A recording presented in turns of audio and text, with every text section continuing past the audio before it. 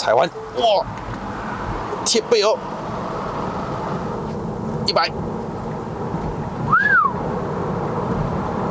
这辆车的最高极限是260 km/h。Hello， 大家好，又是 Eder， 爱的人不是一个车评，只是 POV， 欢迎回到我的频道，欢迎回到POV 试驾系列了。今天我一个人来试车，在我这个频道呢，我其实试驾过一个 Tesla Model 3 Single Motor， 那个是来自于新加坡的一个粉丝啦，借我车试驾，那是我人生中第一次碰到 Tesla， 才知道原来 Tesla 是这么好玩的哈。所以今天在我身后面呢，这辆也是一个 Model 3。Model 3呢，在 Tesla 里面应该算是最小辆的吧，它是一个sedan，但是这辆车呢，它比较厉害一点，它是一个 All-Wheel Drive Long Range 的这个 Model。上次我试驾那辆是后轮的，这辆车是4轮驱动，充满电的话呢，可以行驶大概560公里左右的。这个影片是非常感谢 Dash Malaysia 呢，把这辆车借给我试驾大概1个礼拜，才可以大概真正体会到原来特斯拉呢是这么好玩的哦。然后等一下我在这个影片呢会一一给大家分享啦。如果你们有兴趣的话呢，可以到他们的官方网站呢，或者是他们 Shopee 啦，大家可以去下单最新款的 A810。这辆车呢，它虽然有4个 camera 在你停车的时候它会录制啦，但是我觉得有时候呢，它的颜色不是很漂亮。也不算是很轻的，但是这辆车还是有安装的 A810在车上的，它是4K 的录制啦，有前后，配搭着 Sony 的 IMX678的传感器，录制是非常的高清，非常的不错。这辆车是一个日规的版本，你们可以看到前面的车牌是4方形的，它的充电口呢跟我们马来西亚的有点不一样啦，所以这辆车的车尾箱呢有搭载这一个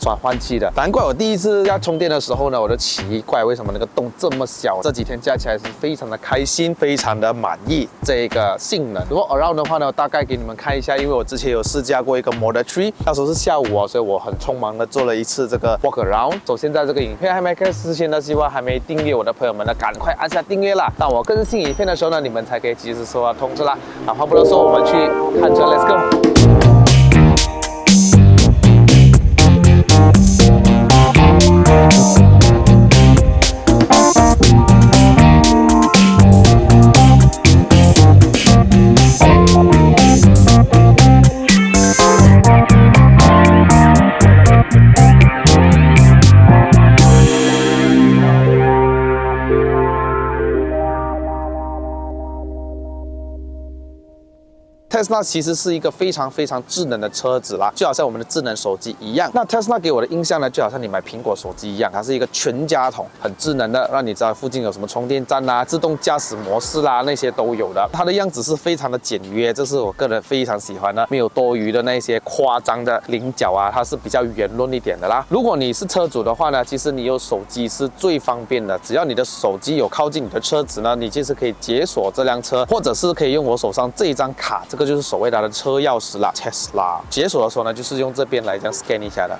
Tesla 有什么东西可以改装呢？很多东西啦，后期改装这种，你一靠近它或者是解锁它的时候，它的 handle 会这样子拖出来，会容易开门一点啦，这些都是可以改装的。好像那种电吸门啊 ，soft close 啊，其实也是可以改的哈。这辆车的轮胎呢是用着235/40的，是在 R19的，前后都是一样的，后面很高啊，一个拳头的高度，后面还有一个很大很大的单活塞的刹车卡钳，它其实很像我们的普通车的前面的那种活塞，很大个，有没有？因为这辆车很重哦，所以必须要配搭着的。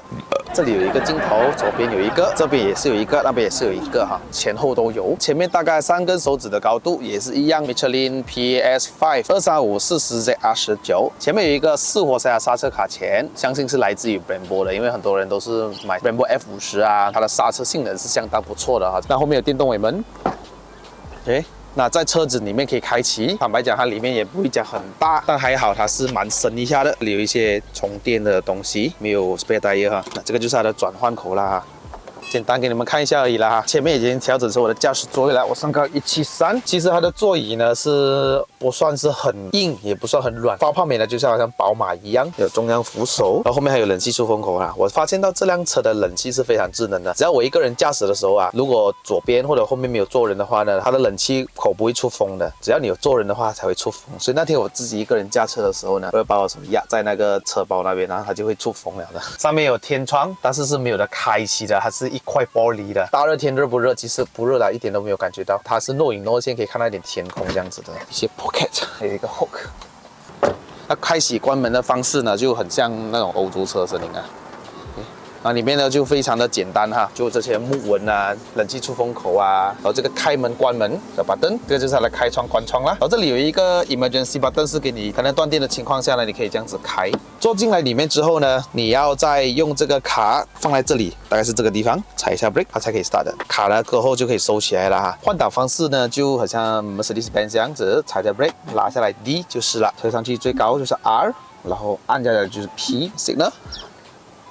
左右，就像 BMW 一样，所有的控制呢都是要用这边来控制，单单那个雨刷都是要用这一边，它就是 on off， 紧急的时候你就按这个 button 哦，按一下就是打开，然后你要打开 glove box 啊，按这里自动远光灯。如果你是 performance 的话，它有多一个 performance 哈。Steering mode 呢就 comfort standard 和 sport， 看你个人喜欢啊 ，sport 会比较紧一点，它只需要摆一圈就摆完了，看到吗？方向盘可以算是非常非常的敏感，你摆一点点那个动作就有了的。按这里的话呢，它就可以一个 arcade megaphone。Hello， 外面就会有 speaker 在 bumper 前面就会发出你讲话的声音。Play current media 就是如果你播歌的话呢，就外面的人都会听到你播歌啦。放屁。这个我之前在我的 Single Motor 的影片都有介绍过，大概就是这样。冷气的话呢，就是从这边调整，或者是下面这里拉上来，然后你要调整它的风啊，就是这样子哦。这里是可以打开前面的盖啊，因为它这辆车没有引擎嘛，所以可以放东西。然后 charging port、trunk open， 然后门锁就这样子。然后这个是一个 map， 一定是会开着的一个 map。这里有2个 wireless charging 的地方，储物空间很大哈。2个置备架，中央扶手，2个灯都是用把灯来按的哈。还是 light 方面呢，紧急的时候不是用这边的啦。按这边，整个质感上面呢，像不像 Apple 的感觉？有没有？方向盘这边可以调整上下前后，但是还是要用这边 Pedal and Steering Controls Steering， 就按这个 button， 前后，有点像玩 Xbox 一样啊。头灯也是非常亮，这里是没有电动的，可是有油压顶杆，行李箱都可以放得下一个哈。有时候我觉得坐在这边看天空也是不错一下。不介绍太多，我们去试车啦 ，Let's go。只要我上下车之后啊，每一次都是要在这边 confirm 多一次，拿那个卡，然后踩一个 brake 就可以了哈。那这样车就不用放什么1号档、2号档、加关manual的人，就一个档这辆车哈。然后它的马力呢是大概接近500匹啦。大概400多，扭力呢大概也接近500的，所以这辆车很有力。我跟你说，那个瞬间扭力啊，不需要跟着你的 RPM 上下的，直接你一把油门踩到底，它就直接给你最大的扭力，而且瞬间的，不用等。所以我很喜欢它那种贴背感啊。只要你看我上个影片哦，只要是男人哦，他就是快乐就这么简单，你一踩油下去了，那个笑容是会笑出来的，你知道吗？你们如果还没看我上个影片在Leroy那些的话，你们可以去看我之前的影片，我觉得是蛮有乐趣一下的啦，分享给朋友啊，这种动力，而且也会中毒哈。在爸爸妈妈的话还好，爸爸妈妈是不怕的人啊，就没有什么反应啊，就可惜啦。其他朋友的话都有一些蛮搞笑的、蛮开心的反应的。那这辆车现在是81%，刚刚我出门的时候呢是86%。昨天我回到家是87%哈，所以呢，如果你 parking 的时候你会掉一个1%是正常的。如果park了一整晚呢，通常都是可能掉一个5%，有可能啊，因为它的这辆车有那个前后 camera 都在录制啦。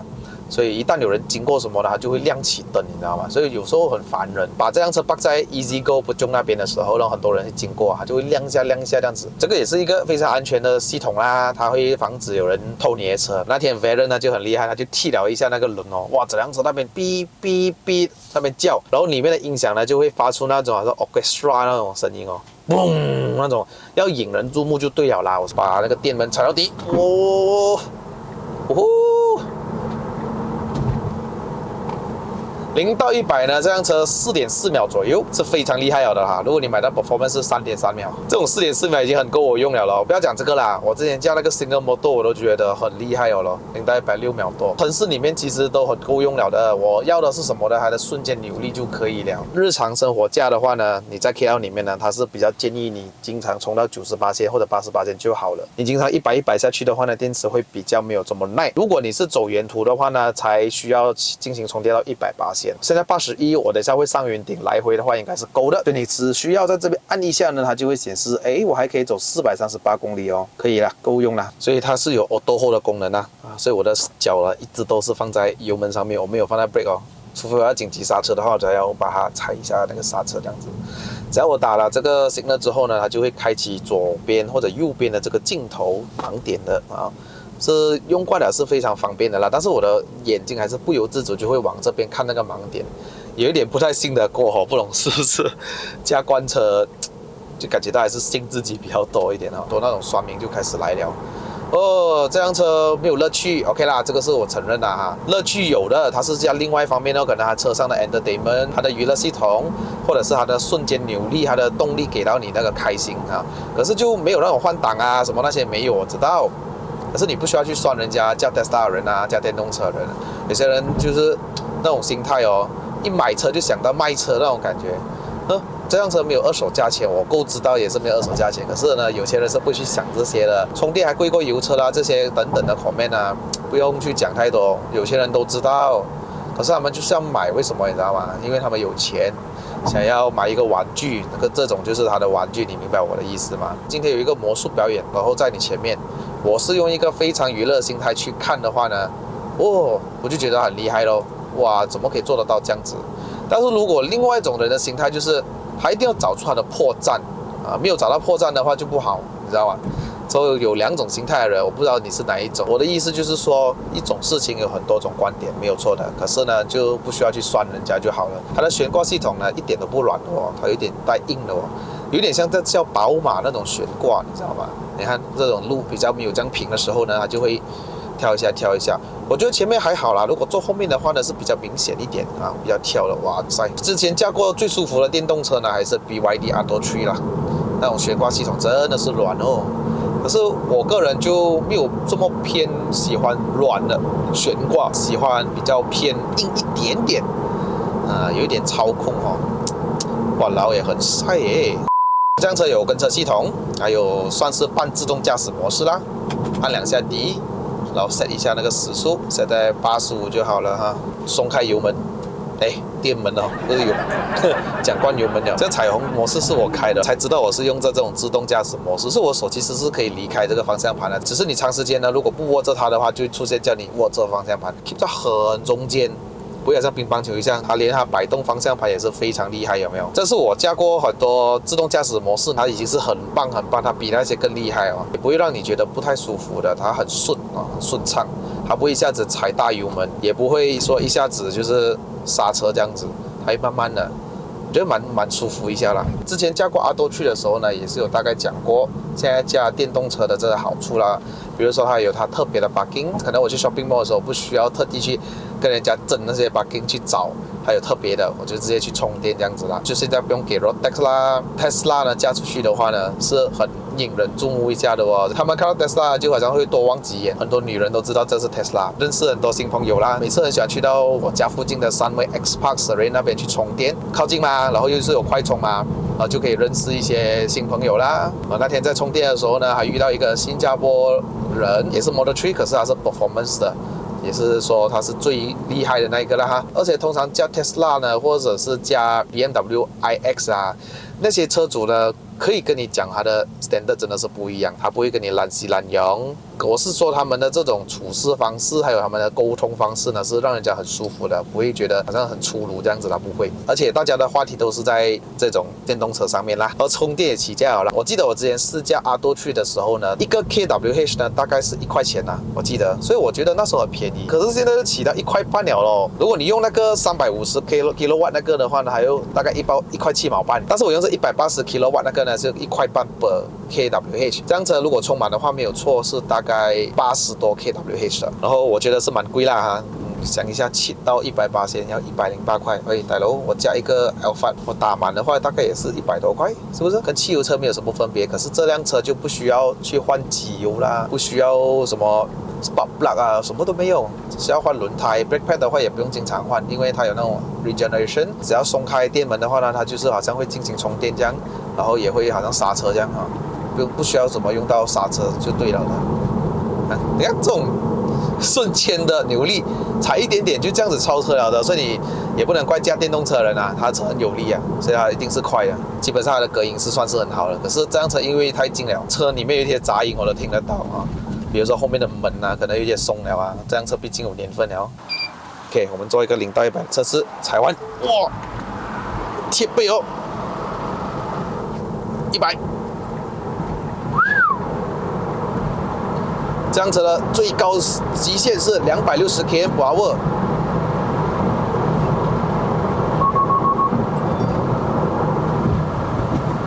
哇，限制我的动力哦，因为我现在在转弯。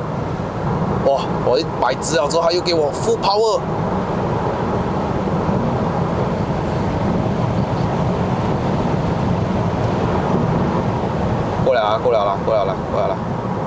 够了，真的是够了，很有力啊！这种动力啊 ，Civic RS Stage 2，跟你说都不用来啊，真的是很有力这辆车。哇，我会怕，我真的会怕，它的力一直来，因为有些我们普通车呢已经是没有感觉到这样大的扭力了嘛，所以感觉到还是顺上就还 OK， 这辆车不是哦，这辆车慢不下来，它太稳了，下面都是电池来的，所以它的重心很低啊。所以我过弯的时候呢，我就觉得整辆车都很稳，尤其它有四驱系统。那这辆车由于它是因为好像One Pedal这样子，它可以很好的让那些新手去训练如何去踩油啊。你知道吗？有些人驾车就喜欢放啊、松开这样踩放啊。如果你这辆车踩放的话呢，会让人家会晕车。我跟你讲，所以这辆车也就是很好的让训练那些人去这样子驾。还有就是方向盘方面呢，有些人喜欢左一下右一下哦，这样子因为它太敏感了，你不会一直要左一下右一下这样子，你会好好的去摆。所以我个人觉得这个也是一个非常好的车，训练人家去如何去驾车，驾好一辆车，尤其是有载人的时候。然后我不用踩完了。一下子就加速到160了，真的，我觉得这种有动力的车啊，会更安全，因为有时候啊，我们想要超车，车力不从心去的时候呢，你就很危险了，尤其是后面有飞快车来的时候，那这辆车我完全没有在怕，而且这辆车的音响真的是一级棒，整片都是 speaker 哦，真的，在充电的时候，这辆车又可以玩 game 啦，又可以听歌啦。所以有时候我剩下58%，我去充一个半个小时就满了的嘛。那如果你问我，艾德人，你觉得这辆 Model 3 Dual Motor 可不可以取代你的日常生活驾的车呢？其实是可以的，我觉得可以嘞，因为我的本身的人呢就会在 PJ 啊、Pujong 啊，还有Bukit Jalil那一带一直在来回啦。那我就出远门的话呢，当然这辆车有点不太适合啦，比较麻烦一点，你一定要 plan 好你的行程。可是如果你讲市区驾驶，我这辆车是完全可以取代的，因为它真的是太棒了，隔音啊、底盘啊，无论是它的音响啊，都是让我非常的满意的。如果你要我找一些毛病，这辆车不喜欢的地方，坦白讲，我真的找不出来。除了那个充电之外啦，就是一家充电啊，真的万一啊，你的车又没有什么电量，你又要去机场一趟啊，那个真的是比较麻烦一点。这么弯的路我才只需要摆一点点罢了的，而且呢，摩的路也不会讲很多。所以我很有信心哈，然后不用踩刹车也是很好驾，真的，如果你们有机会的话呢，下次一定要体验一下 Tesla 的 Dual Motor Performance， 当然一定要。我真的试驾一下 Tesla Model S Plate 的话呢就好了，0到100 1.9秒那种感觉是怎么样？到底是什么感受哈？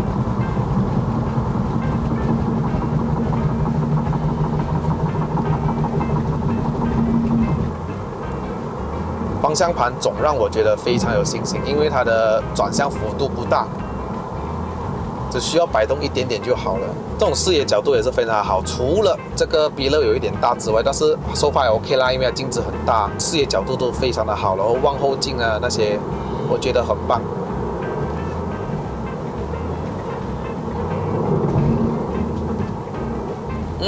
我已经到山脚了。老铁们都知道我们下一个影片要干嘛呢？我们就要把这辆车给开上云顶了。虽然我之前驾过一个Single摩托上山，那个时间有点不太好啦，太多车了，动力也不错啊那个哈，所以我这次呢就会把这辆车给开上山，接近500个 horsepower 上山是什么感受哈 ？OK， 好了各位哈，希望大家会喜欢这个影片。那我就在这边结束我的影片啦。喜欢这个影片的朋友们呢，记得按赞、订阅、分享、打开小铃铛。我们下一个影片冲上云霄再见啦，拜拜。